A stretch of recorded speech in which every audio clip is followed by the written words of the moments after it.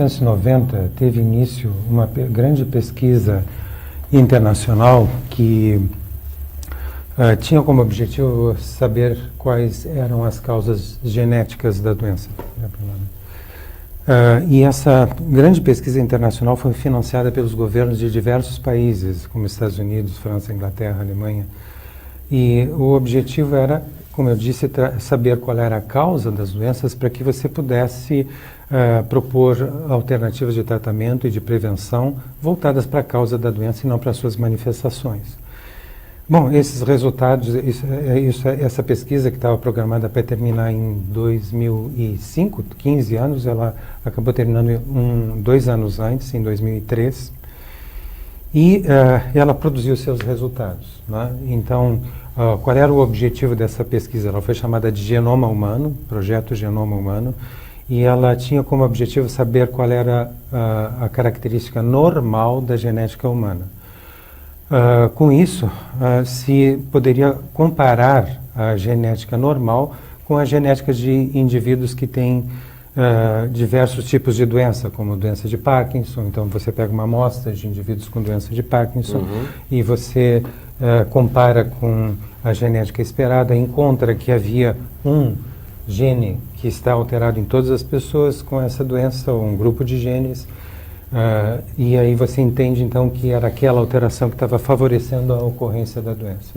Então, esse projeto deu o seu resultado e a partir daí diversos pesquisadores começaram a comparar o perfil genético dos indivíduos portadores de doença X, Y, Z com o perfil genético esperado de acordo com o que foi determinado pela genética humana. Então se descobriu a partir daí que todas as doenças autoimunes, entre elas a esclerose múltipla, artrite reumatoide, lúpus, mais recentemente o autismo, né?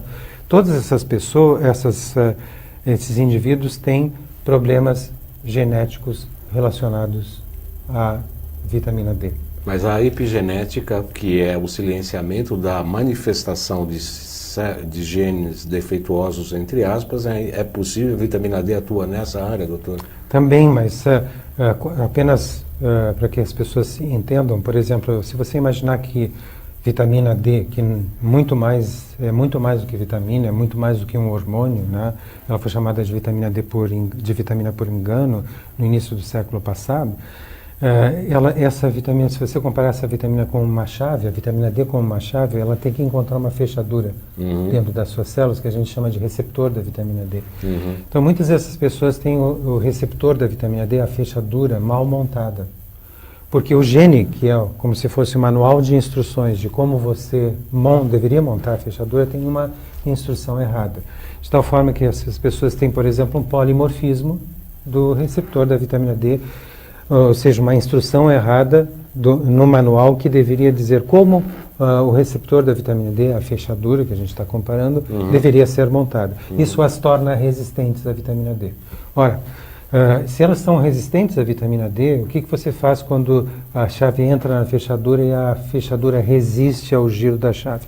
Você força a chave na fechadura. Precisa engraxar um pouco, né? Você força a chave na fechadura e o que acontece, o que nós fizemos? Nós aumentamos a dose de vitamina D, como se fosse forçar a chave na fechadura e se obteve os resultados que as redes sociais estão disseminando pelo mundo aí já. Esse é o protocolo Coimbra. É o que os pacientes convencionaram a chamar de protocolo Coimbra, sim, mas respondendo a sua pergunta agora sobre epigenética, nós temos 2 cópias de cada manual de instruções, né? Então, a pergunta que surgiu a partir do projeto Genoma é por que haviam pessoas que tinham essas alterações genéticas e não tinham a doença que deveria ser favorecida por essa alteração genética. Encontraram até gêmeos idênticos, geneticamente idênticos, univiterinos, que tinham exatamente então a mesma genética. Os 2 tinham um gene que deveria provocar a doença X, só um deles tinha a doença X, o outro passava a vida inteira sem ter a doença X.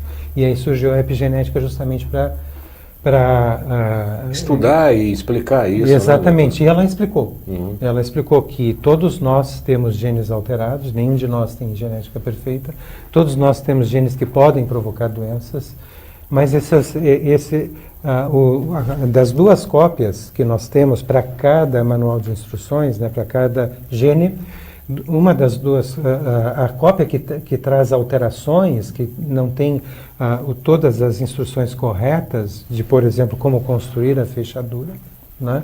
Essa cópia é silenciada através de um mecanismo que é chamado de metilação do DNA, né?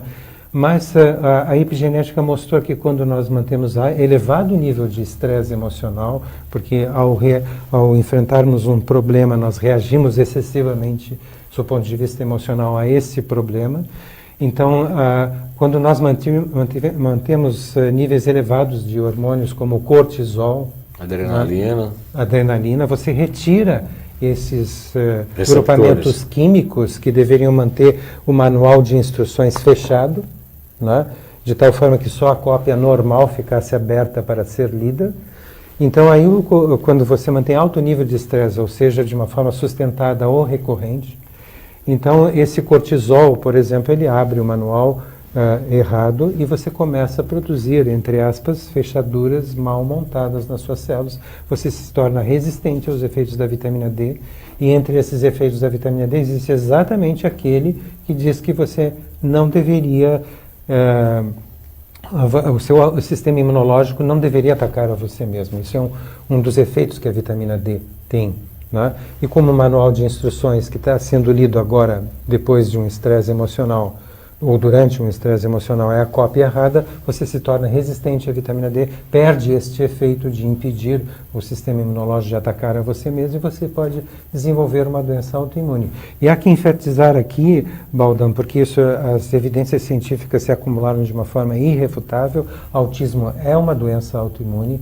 Ela responde também a altas doses de vitamina D. Responde bem, né, doutor? Muito bem a altas doses de vitamina D. Frequentemente o autismo é desencadeado por uma infecção ou por uma vacinação em que a pessoa metais tóxicos na vacinação, né, doutor? Não só isso, Baldão. O fato de você acionar o sistema imunológico contra um determinado antígeno, que é o antígeno que a vacina executa, se propõe a fazer com que o indivíduo reaja, você põe um sistema imunológico que está desregulado. Por quê? Porque o indivíduo está resistente à vitamina D e tem níveis muito baixos de vitamina D, porque, como você sabe, hoje a população praticamente não se expõe mais ao sol, que é a única fonte natural que nós temos de vitamina D.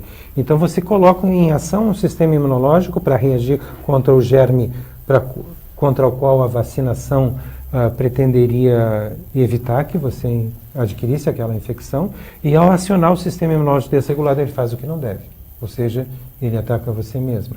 Então, hoje existem várias publicações e uma discussão muito grande em relação ao fato de que o meu filho foi vacinado, teve um febrão e 7 dias, 30 dias depois ele estava com o comportamento completamente alterado.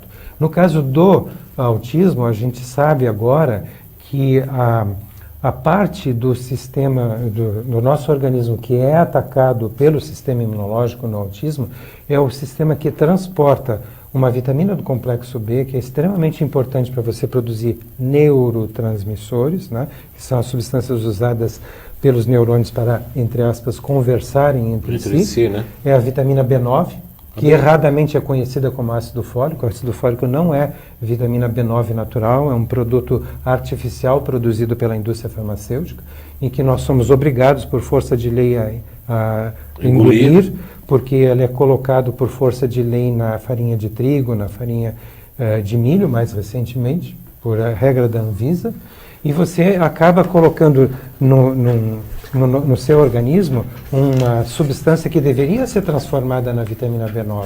Não é metilado, né, doutor? Então ele não é transformado na vitamina B9, que é metilfolato.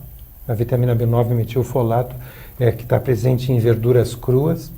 Então o rato, ele consegue fazer essa transformação de ácido fólico em metilfolato. Nosso organismo só tem 2% da capacidade do rato. E aí o que acontece? Você agora está com 14 mil publicações discutindo essa questão de que a administração crônica de ácido fólico para toda a população e para gestantes em particular está favorecendo a ocorrência de autismo, porque o ácido fólico dados nessas doses tão altas, o nosso organismo não conseguindo transformar no metilfolato, acaba competindo com o metilfolato natural, que é a vitamina B9 natural. E aí o sistema de transporte do metilfolato já está estrangulado pelo sistema imunológico, não chega ao cérebro em quantidade suficiente e agora passa a sofrer a competição do ácido fólico não metabolizado. O rato consegue metabolizar em metilfolato o ácido fólico. O nosso organismo só tem 2% da capacidade do rato em transformar ácido fólico em metilfolato. E aí, o que nós estamos vendo? Valdan, é necessário enfatizar aqui, porque os órgãos públicos precisam acordar para isso. Nós estamos vivenciando uma verdadeira tragédia, Valdan. Por conta disso. Porque em 1975 havia um caso de autista para cada 5.000 crianças. No ano passado foi um para cada 40. Isso é tragédia. Essas crianças vão chegar à idade adulta e não vão assumir uma atividade produtiva. Vão chamar um adulto para cuidar deles, tirar um adulto da área produtiva. Da área produtiva. Daqui a 10 anos a sociedade está inviável. Está completamente inviabilizada sob o ponto de vista social e econômico. Você já está vendo toda essa crise da previdência social, que nós estamos, toda essa discussão que está havendo em relação à insolvência da previdência social, isso vai se agravar de uma forma drástica nos próximos anos. Por quê? Porque nós estamos produzindo crianças autistas e veja que tragédia, Valdan, nós poderíamos estar produzindo uma geração de gênios. Porque se a gestante tomasse 10.000 unidades de vitamina D, que não é nada, 10 minutos de sol. Até se você tiver uma pele clara e for uma pessoa jovem e ficar sob o sol forte por 10 minutos, você pode produzir até 20.000 unidades. Então 10.000 unidades é metade do máximo que uma pessoa jovem de pele clara que não coloca protetor solar poderia produzir. Então 10.000 unidades durante a gestação provocam o nascimento de crianças superdotadas. A gente tem visto isso em diversos casos. E é uma grande pena que hoje em dia gestantes estejam perdendo a oportunidade de ter filhos superdotados, crianças, Valdan, que com 24 horas de vida levantam a cabeça tentando olhar para os lados. É inacreditável o que essas crianças fazem. O desenvolvimento, quando você entra na escola, você tem que colocar elas 2 anos à frente. Porque elas se chateiam de ficar fazendo as tarefas rapidamente, que os coleguinhas levam muito mais tempo de chegar. E elas se tornam líderes na escola. Elas são crianças que são emocionalmente estáveis, elas quase nunca choram, mesmo quando se machucam. Elas já muito cedo passam a noite inteira dormindo, porque já tem ciclo claro e escuro identificado pelo amadurecimento do sistema visual.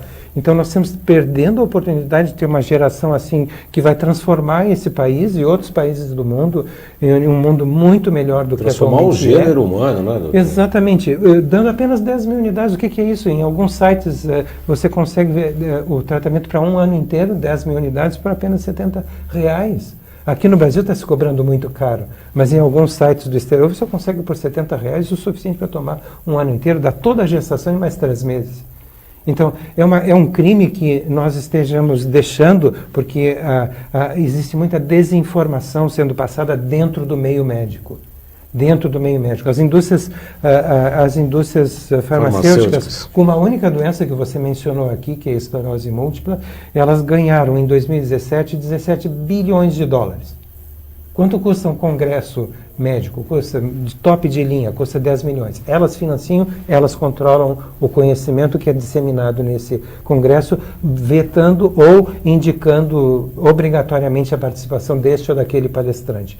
Então, nunca houve, eu acredito na história da humanidade, uma profissão que tivesse o conhecimento tão muito bem controlado, a disseminação de conhecimento tão bem controlado, tão fortemente controlado como o que ocorre hoje em dia na classe médica. Não se ensina mecanismos de doença, não se ensina por que as doenças, as pessoas ficam doentes, as pessoas... O projeto Genoma, Valdan, que custou assim bilhões de dólares dos cofres públicos, inclusive do brasileiro, porque a FAPESP prestou auxílio para pesquisadores de São Paulo participarem do projeto Genoma. Isso está sendo jogado no lixo.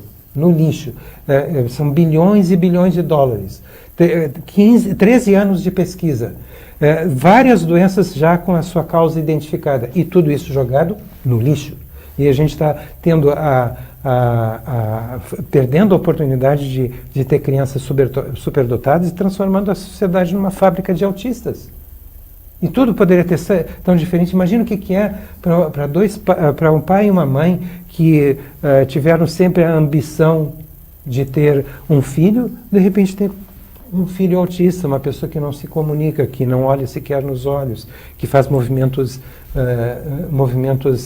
estereotipados, que vive amuado, que não interage emocionalmente com ninguém, né? Que chega a 7 anos de idade e não fala uma palavra. Às vezes até mais, doutor. Pois é, até mais. Mas às vezes até mais. Então, olha a tragédia que nós estamos criando, olha o que produz. A indústria farmacêutica vende toneladas de ácido fólico para os produtores de milho e de trigo, de farinha de milho e de farinha de trigo, por força de lei. Eles têm que cumprir a regra da Anvisa. Então, sabe, e a sociedade tem que começar a cobrar da Anvisa, das pessoas que têm o poder de mando da Anvisa e do governo, né, que se informem em Baldan. Que se informem, porque isso não pode continuar. Não pode continuar. Isso é tragédia. Isso é tragédia.